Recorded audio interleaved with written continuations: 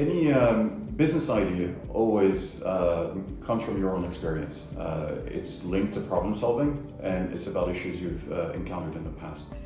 As a former manufacturer and entrepreneur, I was having issues getting bank lines where I had to provide too much assets, fixed assets for my company to get these bank lines. I thought it was too overwhelming. So the idea of Incomlend is to provide a solution where exporters would not have to provide too much assets or fixed assets, or none at all, to be able to cover their trades.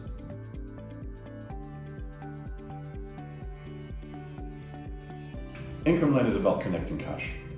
It's about linking the funding on the one hand and the assets on the other side.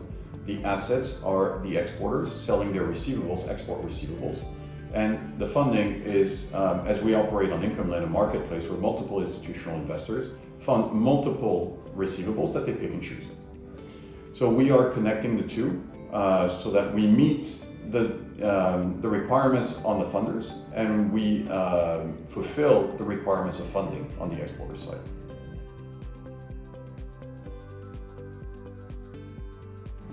We're living interesting times. New technologies are coming forward. Some have been existing for some time, even blockchain, arguably since the 80s.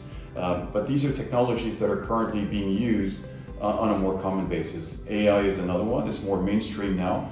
So Incomlend, like any other company, is about its own recipe to solve its own problems.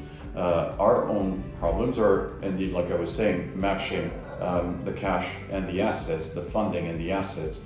And we're using these different technologies as a personal recipe within Incomlend, a cocktail that we're having internally of technology to form our own Incomlend recipe to connect cash. The global supply chain has been undergoing a lot of changes over the past years. Currently, the supply chain is moving quite a bit within Asia, and the cards are being reshuffled. The solution of Incomlend is a very nimble solution where we follow exporters from one country to another. We're more bullish currently in countries like Bangladesh, like India, Pakistan, and some of the other countries like Turkey, for example, where we're accompanying these changes in the supply chain, sometimes from large customers that we're having on the platform. So this is one of the changes, one of the things we'll be focusing more attention in 2024. Another angle is also new products to provide more liquidity in different situations, to be more flexible for the exporters to look at export, import, but also sometimes solution more for their supply chain for large customers.